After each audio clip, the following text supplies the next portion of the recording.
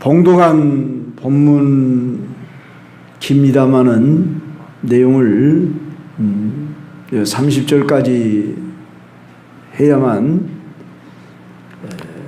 오늘 본문의 내용을 충분히 설명이 되겠다 싶어 하나님의 사람 다윗과 하나님을 떠난 사울, 이런 제목으로 말씀을 드리겠습니다. 본문 속에서 우리는 다윗과 사울의 대조적인 인물을 통해 배워야 할 중요한 교훈이 있습니다. 먼저 우리는 사울을 통해서 교훈을 받아봅시다. 사울 하면 시작이 잘 출발했지만 그는 이미 잘 아는 대로 사무엘상 15장 이후로부터 그는 타락의 길로 가게 되었고 겉으로만 회개하는 척했고 그는 변화받지를 못했습니다. 하나님의 신 성령이 그에게서 떠나버렸습니다. 그래서 그가 먼저 하나님의 말씀에 불순종하고 회개할 줄 몰랐기 때문에 겉으로 회개하는 척했지 결코 그는 진실로 회개하지 않았기 때문에 그는 어떤 마음이 들어왔는가 오늘 본문 속에서 첫째로 생각해 볼 것은 시기와 질투하는 마음이 그에게 들어왔습니다. 이런 마음은 다윗이 골리앗을 죽이고 이스라엘 군대가 블레셋을 물리치고 승리하여 돌아올 때에 여인들이 나와서 소고와 경쇠를 요새 같으면 무슨 탬버린, 무슨 북 이런 종류라고 생각하면 되겠죠. 어떤 그런 뭐라 그럴까요? 전라도 말로 그걸 깽맹이라고 그러는데 얼른 생각이 안 납니다. 뭐라 그러죠? 그런 걸, 징 같은 거, 그런 것 가지고 이제 여인들이 춤을 추면서 이렇게 노래를 하는데 오늘 본문 말씀처럼 사울이 죽인 자는 천천히요 다윗은 만만이로다, 이런 노래 가사를 반복해서 막 소리 지르며 춤을 추고 그럴 때 다윗이 매우 마음에 불쾌하고 노하였더라, 열등감에 빠졌습니다. 여기서 천과 만이라는 숫자는 숫자적 의미 이상의 의미를 나타내는 말입니다. 천천이라는 숫자에 비해 다윗이 죽인 자의 수요를 만만이라고 했을 때 여기 만만은 그저 만의 만이다 하는 그런 숫자적인 의미만이 아니라 원문에 의하면 우두머리라고 하는 이런 용어로서 보통 군인으로서는 그런 칭호를 붙일 수 없는 매우 용맹스러운 정과를 나타낸 상징적 표현이라는 것입니다. 그래서 사울을 환영했다고 그랬습니다. 사울이 왕이기 때문에 사울을 환영했는데도 불구하고 결과적으로는 다윗은 만만이로다, 이 말에 사울이 매우 불쾌하면서 이제 다윗을 미워하기 시작했고 그때부터 오늘 본문에 의하면은 9절에 사울이 다윗을 주목하였더라 그랬습니다. 그 마음속에 지금 자기가 왕입니다. 신하가 똑똑한 것을 인해서 자기가 기뻐하고 감사해야 하지 않겠습니까? 그런데 신하와 자기를 비교하면서 이제 거기서 열등감에 사로잡힌 것은 결국 사울이 하나님의 사람이 아닌 이제 하나님의 신이 그에게서 떠났기 때문에 그렇게 그 마음 속에 시기와 질투의 마음이 품어졌는데, 이 시기와 질투의 마음이라는 것은 저 갈라디아서 5장 16절로 17절 이하를 보면은 육체에 속한 그런 그 성품을 나열할 때 나오는 요소들입니다. 이 시기와 질투는 일찍이 가인에게 있었지요. 그래서 동생 아벨을 질투하며 돌로 쳐 죽였습니다.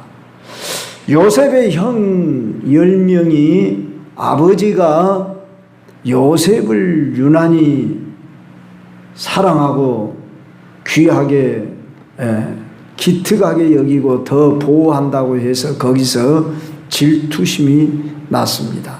어느 날 형들이 양들을 돌보는 거기 도단성에까지 요셉이가 올 때 요셉이를 어떻게 했습니까? 구덩이에 쳐넣고 죽이려고 했다가 장형의 말을 듣고 그래도 우리가 혈육인데 죽이면 되겠냐 그러고 하나님의 섭리 속에 이제 저 미디안 상인에게 팔려 애굽의 종이 되어 갔습니다. 결국은 우리가 잘 아는 대로 요셉은 그러한 모든 과정이 도리어 이제 자기 가족뿐만 아니라 자기 민족을 살리는 이런 하나님의 사람으로 쓰임받게 되었지만은 시기와 질투의 그 결과는 참으로 고통이고 큰 죄였음을 잘 압니다.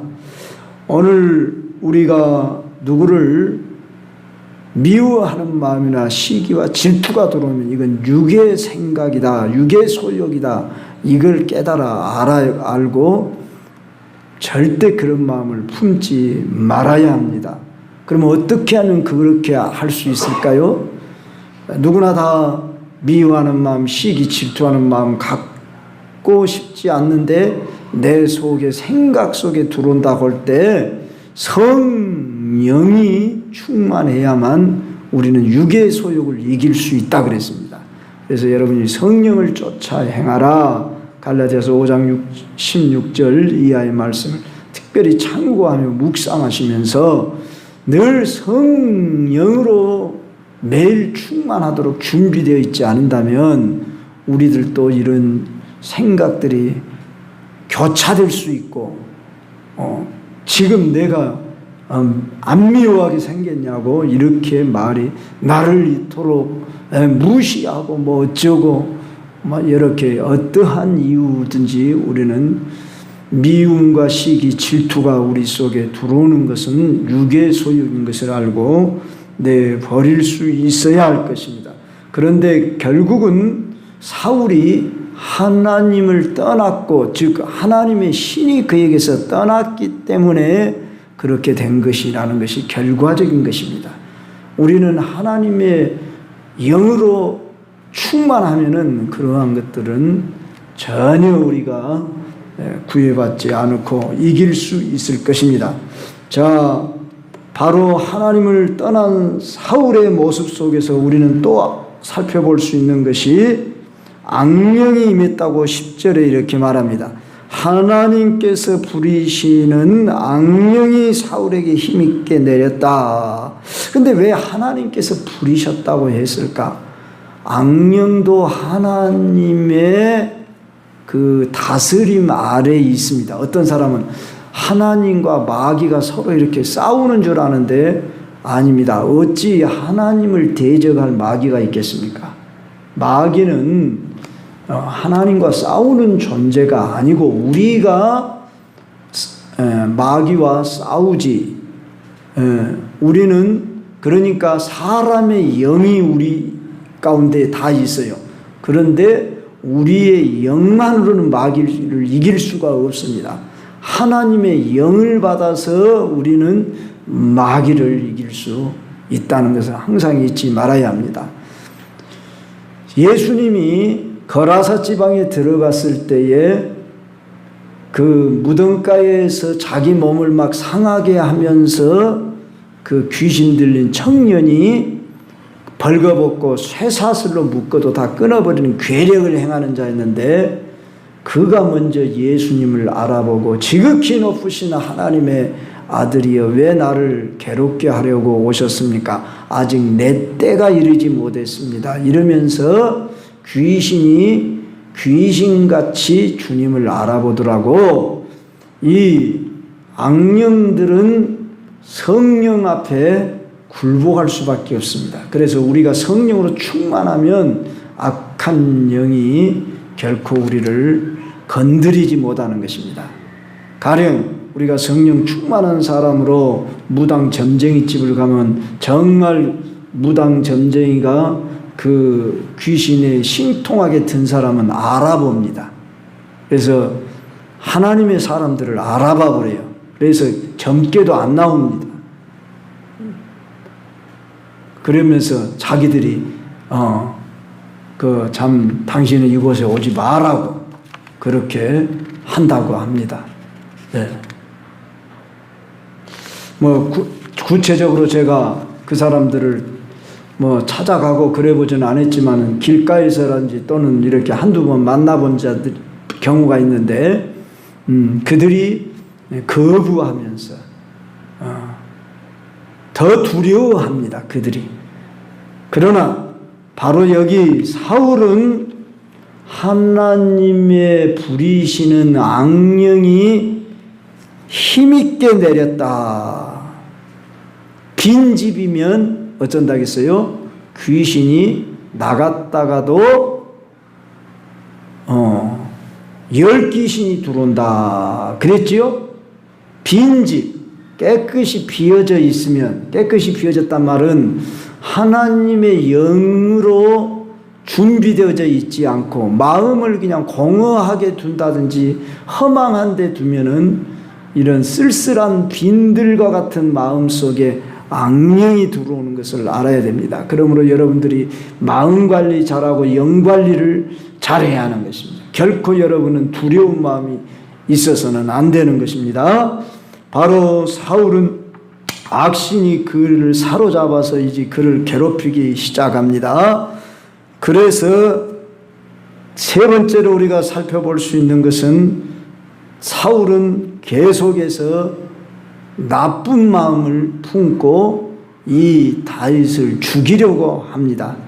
자, 자기에게 와가지고 수금을 타서 정신을 시원하게 해주고 일시적일 뿐이지 완전히 치유를 받을 수가 없었던 것입니다. 하나님이 그렇게 사울을 저 악령에게 한마디로 내어버려 준 것입니다. 그렇기 때문에 다윗도 어떻게 할 수가 없는 것입니다.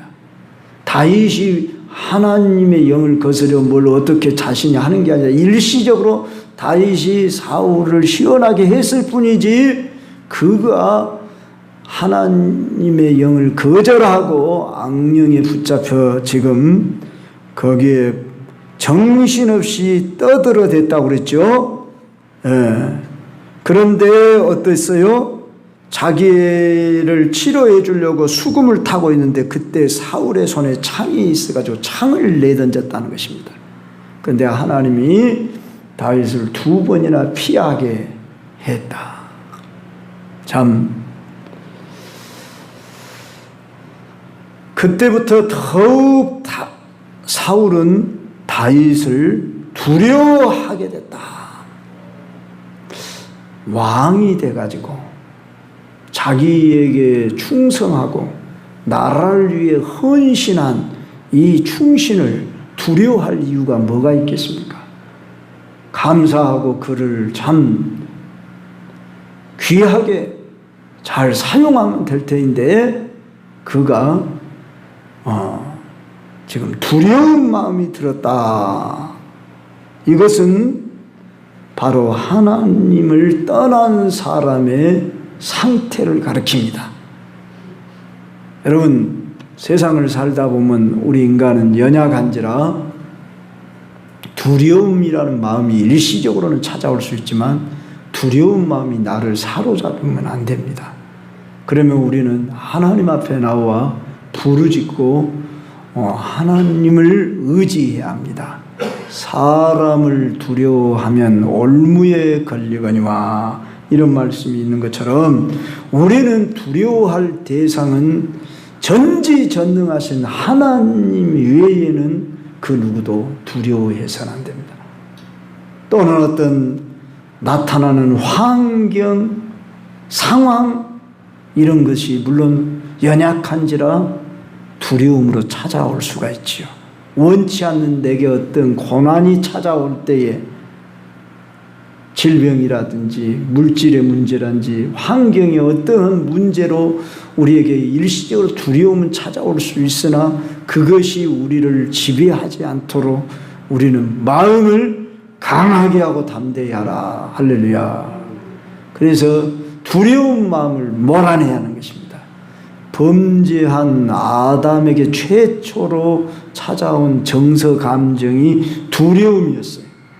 그래서 어린아이들이 깜짝깜짝 놀란다든지 그러는 것은 또 잘 우는 것은 인간의 이 두려움이라고는 본성이 있기 때문에 그래요. 그래서 두려워하지 말라. 놀라지 말라. 나는 네 하나님이라. 이렇게 말씀했듯이 우리는 다 연약한 존재에서 두려움이라는 게 전혀 안 찾아올 수는 없지만 일시적으로 찾아왔을지라도 우리는 이 두려운 마음을 몰아낼 수 있도록 늘 성령을 의지하고 하나님 앞에 나와 말씀을 붙들고 기도로 우리가 무장해야만 한다는 것을 잊지 말아야 할 것입니다. 또 우리는 어떤 마음이 이 사울에게 있었냐 그러면 열등감이라는 것이 그를 사로잡아서 계속 다윗과 자기를 비교하며 그를 적대시했다 그 말이에요. 그래서 그를 죽이려고 하는데 이제 딸을 미끼로 삼아서 사이로 그를 세워서 가까이에 두고 이제 이 사이가 되면은 조건을 세우는 거예요. 저 블레셋 사람들의 양피, 여기 성경에는 포피라 그렇게 나오는데 이게 무엇인지 모르는 분이 있을까 싶어서 설명을 드립니다. 남자 생식기 그 끝을 말하는 것이죠. 할례를 받을 때 이것을 이스라엘 민족들은 이렇게 남자들은 난 지 8일 만에 할례를 하도록 돼 있는데 저 블레셋 사람들은 할례를 받지 않은 사람들이다 그 말입니다. 그래서 저 사람들의 포피를 베갖고 온다는 말은 저 사람들을 죽인다 그 말이에요. 그런데 100명의 포피를 베갖고 오면은 내 사이를 삼겠다 이러면서 미끼를 삼아서 다윗으로 하여금 저 블레셋 사람들에게 죽도록 내주려고 하는 이런 아주 야비한 생각을 지금 사울이 갖고 큰 딸을 처음에 주겠다 메랍을 주겠다 했다가 주지 않고 다른 사람에게 넘겨버렸고 둘째인가 몇째인가는 모르겠습니다만 여기 누가 나와요? 미갈이 사울을 사랑한다 이 말을 듣고 그래서 미갈을 주기로 하되 저 블레셋 사람들의 양피를 100사람을 비워라 했는데 다윗은 이제 나 같은 사람이 어찌 사울의 사위가 될 수 있겠냐 그렇게 했는데 뭐 지창금을 줄 만한 돈도 없는데 그런데 저 블레셋 사람들을 죽이고 오면은 그렇게 해주겠다고 하니 그 일은 내가 할 수 있겠다 해서 다윗이 이제 자기 그 병기든 자와 함께 가서 200명을 죽이고 2배로 죽이고 그 200명 포피를 베가지고 왔다 하는 이런 이야기입니다. 자, 이 모습을 보고 사울이 어떻게 행동을 했습니까? 29절을 보니까 더더욱 두려워했다. 평생에 다윗을 대적으로 삼아버렸다. 대적으로 다윗의 대적이 됐다. 여러분 참 이런 용감한 사람을 자기의 수하의 장수로 두고 나라를 부강하게 잘 이끌어가면 될 터인데 자기의 왕위를 찬탈할까 봐서 두려움에 빠진 졸장부가 되고 말았습니다. 바로 여기서 우리는 사울의 이 두 가지 잘못된 감정, 다시 말하거나 두려움과 열등감이 왔다는 것입니다. 우리는 이 땅에 열등감에 또는 두려움에 빠지지 않아야 합니다. 이것이 그리스도인으로서의 정체성입니다. 아니, 그리스도인이라고 하는 정체성을 가진 자는 우리가 결코 이 세상에 열등감에 빠지지 않을 수가 있습니다. 복음성가 중에 이런 가사가 생각났습니다. 여러분들은 이 가사를 잘 알고 노래를 부를 겁니다. 화려하지 않아도 정결하게 사는 삶, 가진 것이 적어도 감사하며 사는 삶, 내게 주신 작은 힘 나눠주는 삶, 이것이 나의 삶의 행복이라고. 눈물 날 일 많지만 기도할 수 있는 것, 억울한 일 많으나 주를 위해 참는 것, 비록 짧은 작은 삶 주 뜻대로 사는 것, 이것이 나의 삶의 행복이라고. 이것이 행복이라고. 세상은 알 수 없는 하나님 선물, 이것이 행복이라고. 자, 우리 주일 낮 예배 시작할 때마다 나는 행복해요, 이렇게 가사를 제가 바꿔가지고 우리가 부르고 있습니다. 왜 우리는 행복하게 살아야 합니까? 행복하기 위해서가 아니라 행복할 수밖에 없기 때문에 이 행복을 우리는 누리며 살아야 한다는 것입니다. 프랑스와 르로르의 꾸페시의 행복여행이라는 그런 글에서 나온 말이 있습니다. 진정한 행복은 먼 훗날 달성해야 할 목표가 아니라 지금 이 순간 존재하는 것입니다. 지금 이 순간 당신이 행복하기로 선택한다면 당신은 얼마든지 행복할 수 있습니다. 그런데 대부분의 사람들이 행복을 목표로 삼으면서 지금 이 순간 행복해야 한다는 사실을 잊고 삽니다. 지금 나는 행복하지 못하면 먼 미래에, 아니 가까운 어떤 날에 행복할 것 같습니까? 인생을 좀 살아보신 분들은 압니다. 결혼하면 행복할 줄 알았습니다. 물론 행복이 왔습니다. 그런데 결혼해서 가정을 이루면서 둘이 서로 맞춰지는 과정 속에서 반드시 트러블이 있고, 트러블만 있는 게 아니라 거기에서 또 은근히 짜증도 나고 불평도 나올 수가 있고, 그런 거 없이 가정생활 한 사람이 있습니까? 그런데 어떤 사람은 행복하게 사는데 어떤 사람은 좋은 환경이 갖춰져야 한다고 생각합니다. 당신의 마음이 바꿔져야 한다든지, 물질이라고 하는 조건이 채워져야 한다든지, 환경이 어떻게 갖춰져야 한다고 생각을 합니다. 그러면 지금까지 우리가 살아왔습니다. 어떻게 하면 행복해질 수 있을까요? 지금 나는 행복합니다. 솔직히 이렇게 말할 수 없다면 우리의 앞으로도 결코 행복은 올지 안 올지 미지수입니다. 우리는 왜 지금 행복할 수 있어요? 다른 이유가 없이 주님 때문입니다. 주님 행복해요. 그런 복음성가 가사처럼 우리 주 예수 그리스도께서 나의 죄를 사하시고 나를 의롭다 하시고 하나님 자녀 삼으시고 영생 복락 주시고, 그러면 행복한 거 아닙니까? 왜 사울은 왕위에 있으면서도 전쟁에서 이기고 돌아왔으면 행복하게 해야 하지 않겠습니까? 그런데 왜 다윗을 정적으로 삼고 두려움에 빠지고 열등감에 빠지고 미워 죽이려고 하고 그 마음속에 사탄이 들어왔기 때문에 그런 거 아니겠습니까? 얼마나 어리석습니까? 다윗은 죽어도 그런 마음을 갖고 있지 않고 있는데 오해를 품고 설령 다윗이 그런 마음을 품었다 할지라도 자기가 얼마든지 그것을 컨트롤해 나갈 수 있는 그런 능력이 환경이 갖춰져 있는 다윗은 결코 그런 마음을 추워도 품지 않았지 않습니까?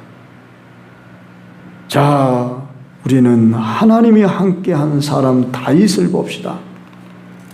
그는 하나님과 사람들에게 사랑을 받았습니다.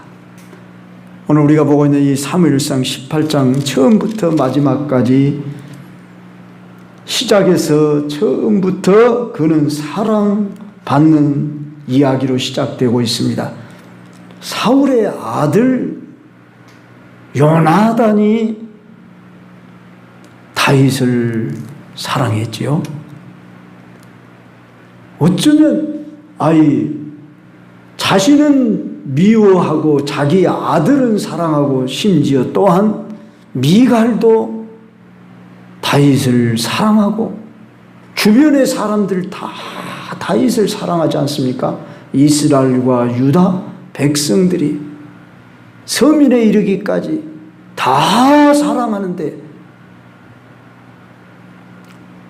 자, 이렇게 하나님의 사랑으로 우리가 충만해지면 하나님에게는 물론이고 사람들에게도 사랑을 받는다는 것입니다.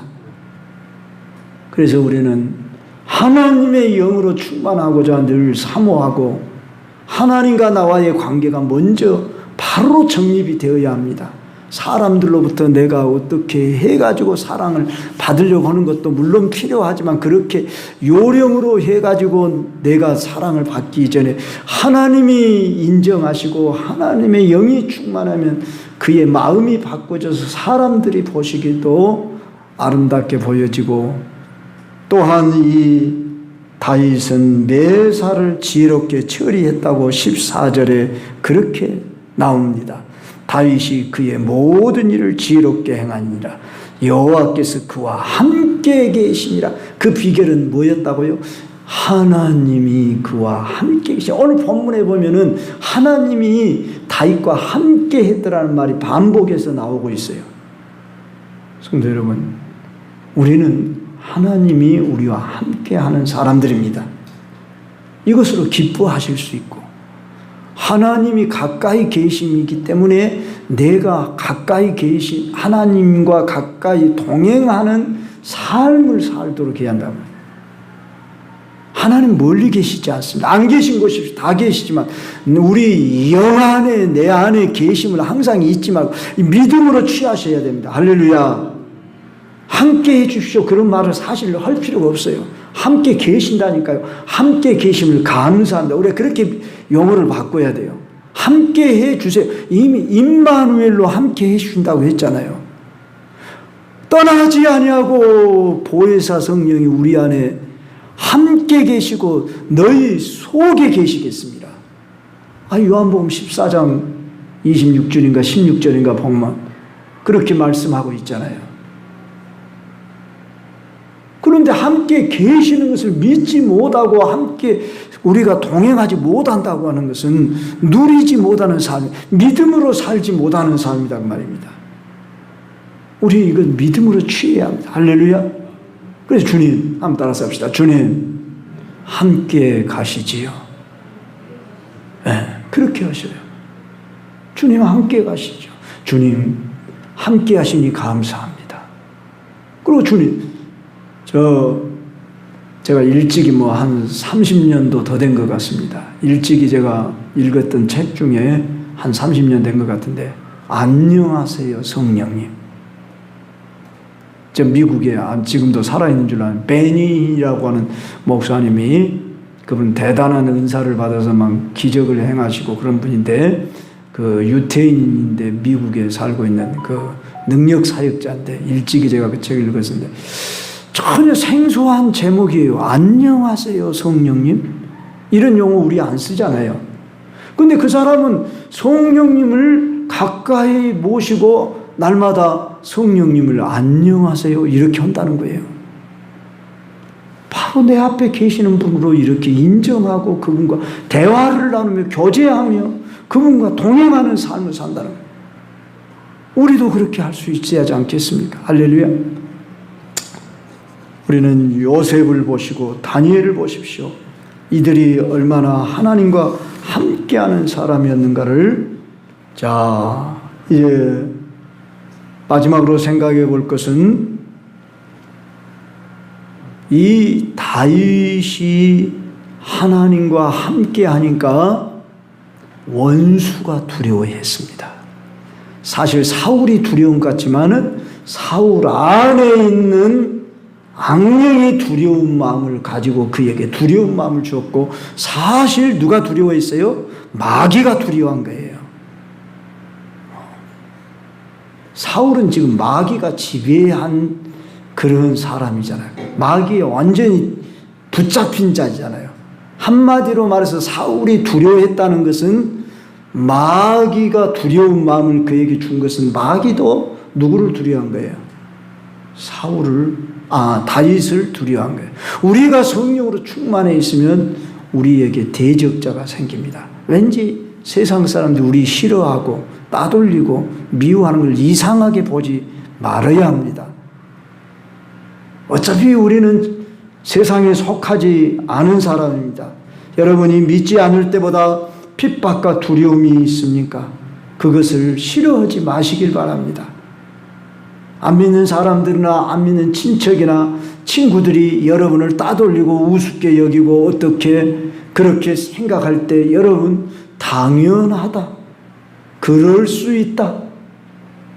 초대교회 성도들 어떻게 했습니까? 능력 받는 것을 합당히 여겼더라 그랬습니다. 고난받고 핍박받고 미움당하는 것을 합당하게 여겼더라 그랬어요. 우리가 마음을 강하게 하고 담대하면 어차피 세상은 우리를 싫어하고 대적하도록 되어 있습니다. 반면 믿음의 사람들이 여러분을 사랑하며 귀히 여길 것입니다. 그래, 우리는 여러분은 세상으로부터도 환영받고 칭찬받고 대접받고 인정받으려고 하지 말자 그 말입니다. 어차피 세상은 우리와 다르고 속하지 않았기 때문에 싫어한다는 것을 알아야 할 것입니다. 따라서 아무리 힘들고 어려운 지경에 처해도 결코 뒤로 물러서거나 세상과 타협하는 어리석음에 빠지지 않도록 합시다. 왜냐하면 하나님께서 여러분과 함께 계셔서 능히 감당하고 이기게 하시기 때문입니다. 할렐루야. 기도하시겠습니다.